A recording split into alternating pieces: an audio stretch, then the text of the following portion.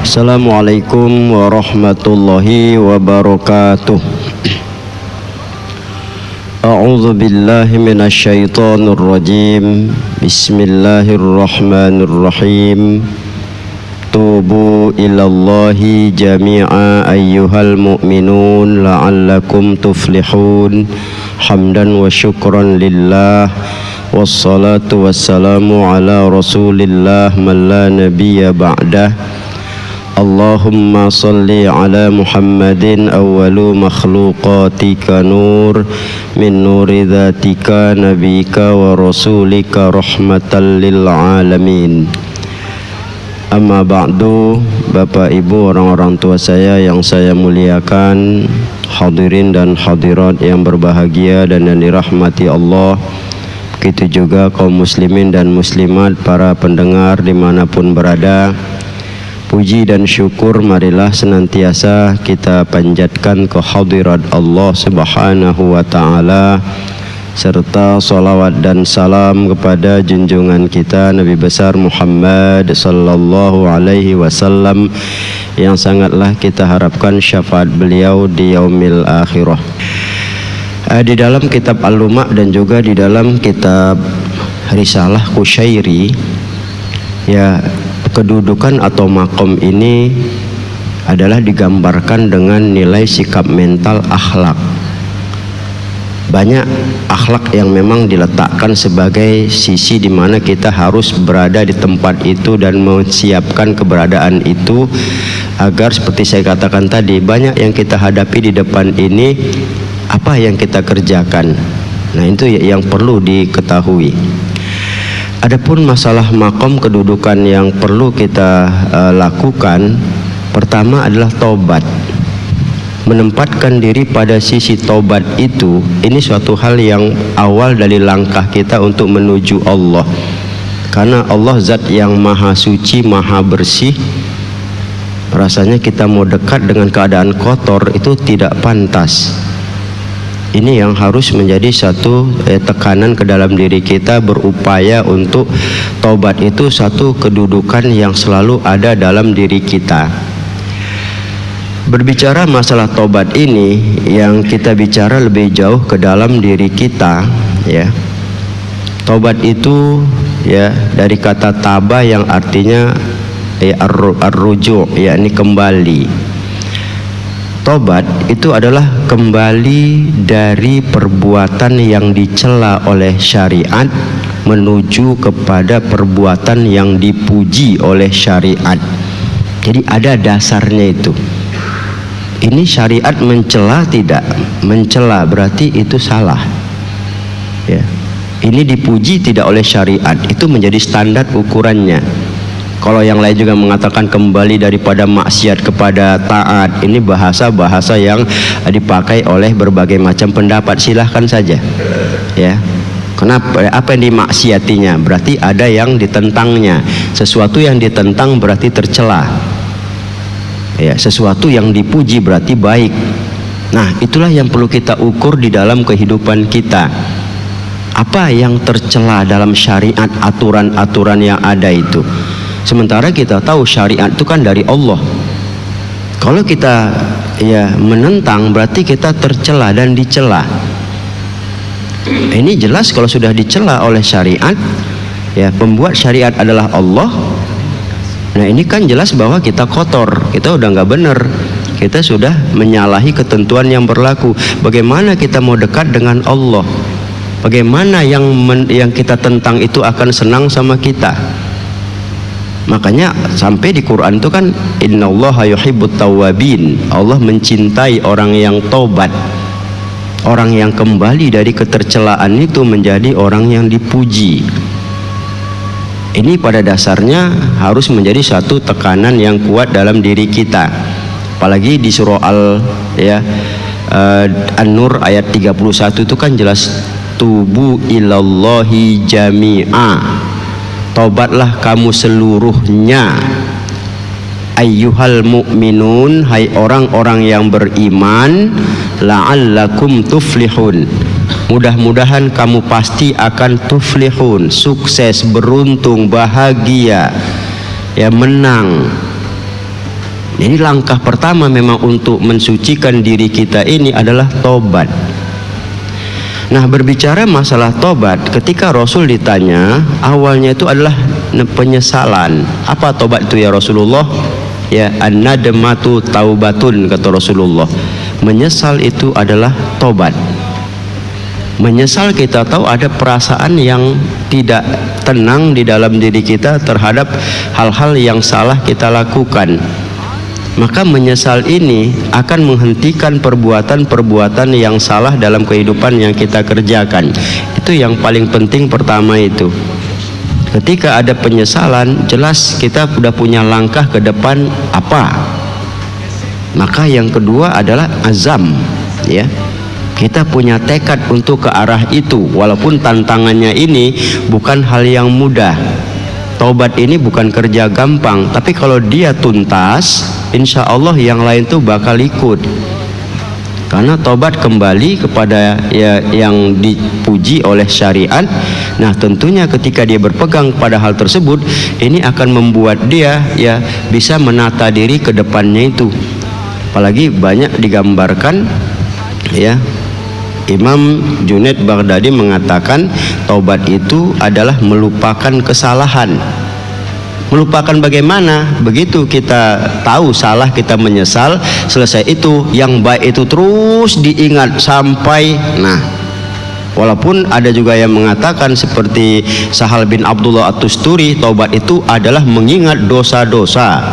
Ini sebetulnya tinggal apa pemahaman mereka ke depannya, kan begitu. Meninggal ya mengingat dosa-dosa. Kalau udah ingat berbahaya nggak? Berbahaya. Tinggalkan dosa. Itu makna yang diinginkan oleh Sahal bin Abdullah Tusturi. Kalau Junaid Baghdadi lebih jauh lagi. Dia mengatakan taubat itu tidak mengingat salah lagi. Artinya apa? Ingat baik terus, lupakan salah itu, dan ya bertekadlah yang baik itu terus dikerjakan, ya tidak sedikit pun kembali mengingat yang salah itu. Ini kan juga bisa juga maknanya ke sana itu. Nah, ini terpulang kepada pemikiran mereka yang pada intinya bahwa mereka ini memberikan satu pemahaman kepada kita kayak nilai-nilai seperti itu. Berbicara masalah tobat ini seperti tadi adalah tekad. Karena di sini kadang timbul problem.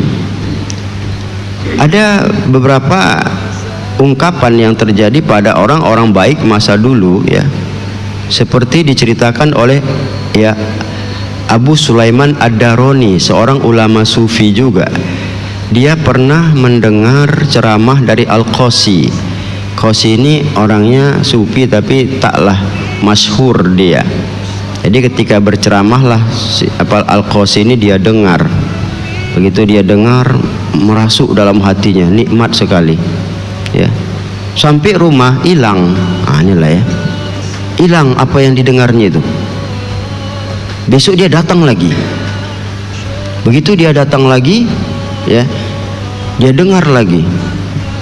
Ternyata karena tekanannya agak ke dalam sedikit ke dalam dirinya itu, dia tidak suka dengar ceramah itu, ya. Di rumah bergelayut di pikirannya, apa yang disampaikan Qosi itu adalah hal yang baik dan benar, sementara bertentangan dengan kebiasaan dia.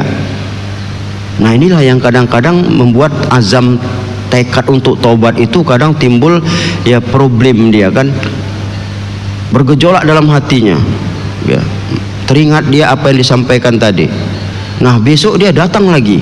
Inilah kalau kita lihat, kita kan kadang-kadang maaf ketika dengar ceramah di masjid kena sindir sama ustadznya, terus nggak muncul-muncul lagi, akan kacau jadi orang kayak gitu kan, ya.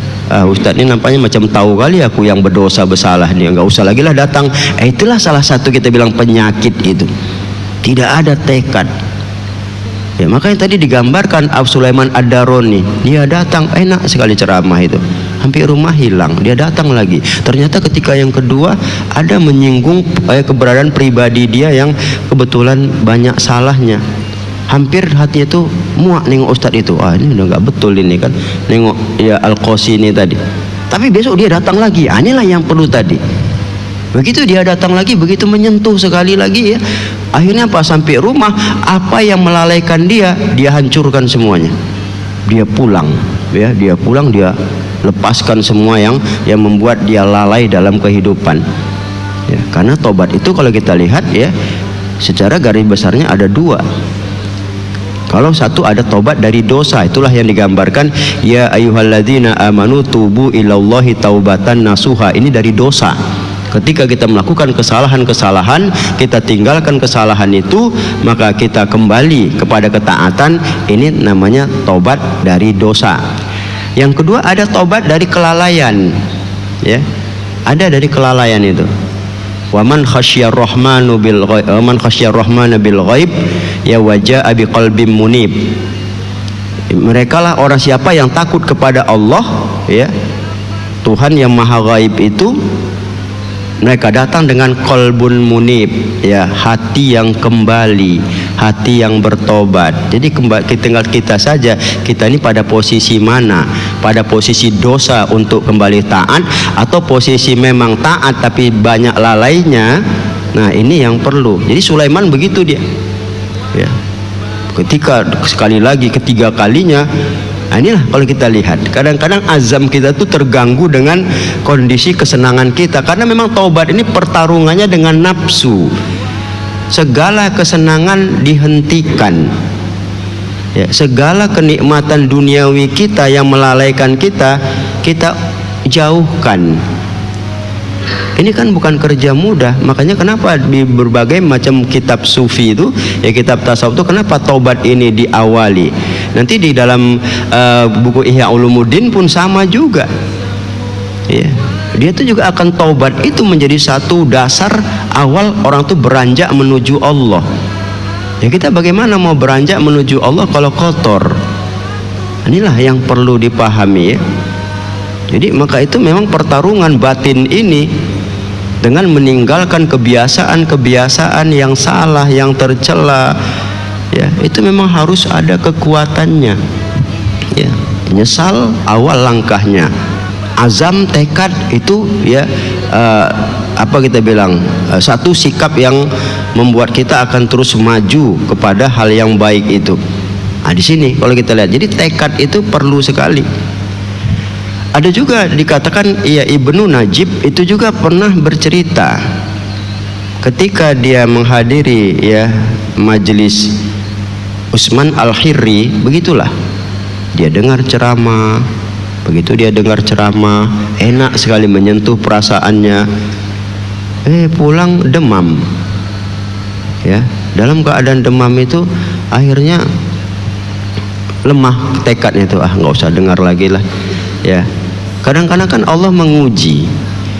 Ketika kita demam, ya memang mau demam, tapi kan kadang-kadang dikaitkan ini karena mendalami perasaan dari apa yang disampaikan ya Abu Utsman Al-Khirri itu, ya akhirnya apa bisa demam begini, ini nggak betul juga nih, udahlah ngapain lagi datang, nanti demam lagi nanti, ya kan kadang-kadang kan ada saja kita bilang cobaan seperti itu. Ketika dia besok demamnya itu mulai dia udah turun begitu, dia melambatkan datang. Nah ini pula ya lambat dia datangnya. Ya Utsman Al-Khirri melihatkan ini datang. Sekali dia datang mau lambat, Utsman Al-Khirri di belakang, ya diikutinya. Ya ketika dia mau berhenti, kenapa berhenti kata Utsman Al-Khirri? Ya apa kau tidak ingin akan menjadi orang yang lebih baik lagi? Ya bersihkan hatimu, kuatkan tekadmu itu. Ya, kau harus menang dari hal yang merusak dirimu itu.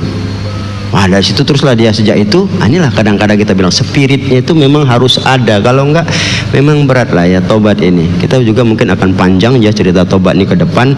Tapi itulah gambarannya. Ya azam itu harus kuat, tekad itu kuat. Kenapa? Ya ketika kita mulai bikin baik, ya sama seperti kadang-kadang ya begitu mulai tobat orang ngejek, ini bagaimana ketika mulai tobat ya orang kadang malah ya menghujat dan sebagainya. Ini kan hal-hal yang memang harus dihadapi, pertentangan seperti itu. Jadi kalau memang dia tidak memahami betul ke dalam untuk pribadinya, untuk kebaikannya, untuk keselamatannya, untuk kemenangannya, untuk berbagai macam ya jaminan kehidupannya, kalah pasti. Itu jelas kalah. Kalau kita memikirkan orang lain dalam hal seperti ini, sementara gara-gara orang lain kita harus ya terbenam dan melumpur salah dalam kelalaian, bagaimana kita bilang inilah ya. Jadi seperti tadi dengar ceramah aja pun kadang begitu ya. Makanya kita kadang-kadang aneh ya, di masjid itu tengok, wah ini ustadznya nyindir aja ganti, kacau itu ya masjid kalau ustadznya yang bagus-bagus diganti ya. Bukan berarti bagus apa, kalau memang penyampaiannya menyentuh perasaan dan memang betul salah kita itu disampaikan ya dengan dasar-dasar syariat, kenapa? Inilah kadang penyakit itu ya. Jadi ustadz mana pilih-pilih yang ketawa-ketawa itu paten ya, yang banyak cerita di TV itu diangkat, wah mantap kali, hancurlah kalau kayak gitu. Kapan mau baik hati itu coba? Banyak ketawa aja udah mematikan hati ya. Iyyakum wa kasratud dhahki, jauhi kamulah banyak ketawa. Inna kasratud dhahki ya yumitul qalb, banyak ketawa itu mematikan hati. Kadang-kadang ini penyakit jadinya. Ketika dibuka ustadz yang serius, udah bubar. Ini kan lalai kita bilang. Apa mau begitu lagi sampai tua kita mau nyari yang ketawa aja kita bilang. Makanya hal-hal yang harus kita pikirkan, apa maunya diri kita, bagaimana diri kita menjadi orang yang terbaik ya, apa langkah yang harus kita ambil ya. Dari penyampaian-penyampaian itu ya, mana yang akan terus ya, ibaratnya itu kan ibarat memanah, karena memang digambarkan ya di dalam kitab Risalah Kusyairi itu, gumpalan-gumpalan dinding hati kita ya, dengan berbagai macam ya gumpalan buruk itu, istilahnya virus-virus yang ada harus dicairkan dia. Taubat itulah mencairkannya. Kalau udah cair dia, maka gumpalan-gumpalan kita kan begitu. Coba batuk berdahak, dahaknya kental, sakit itu kan. Kalau gitu apa? Ini dahak harus dicairkan dia. Apa obatnya? Kan itu yang ditanya. Tolonglah dokter ya, obat dia mencairkan dahak ini apa? Begitu dahak tuh cair ya, maaf ya ini bukan cerita apa, kita bilang dikasih obat yang kencang begitu, cair dia, pun batuk pun lapang bawaannya, kan nyaman dia. Nyaman juga begitu. Ajaran apa yang bikin kita nyaman hati kita, tenang jiwa kita, ke depan ada jaminan hidup kita, ke depan tuh tuflihun, jaminan Allah, beruntung, menang, sukses, bahagia. Nah itu yang harus ya. Jadi makanya taubat ini langkah yang pertama yang harus memang kita perbuat ya. Saya kira demikian ya, ke depan nanti insya Allah kita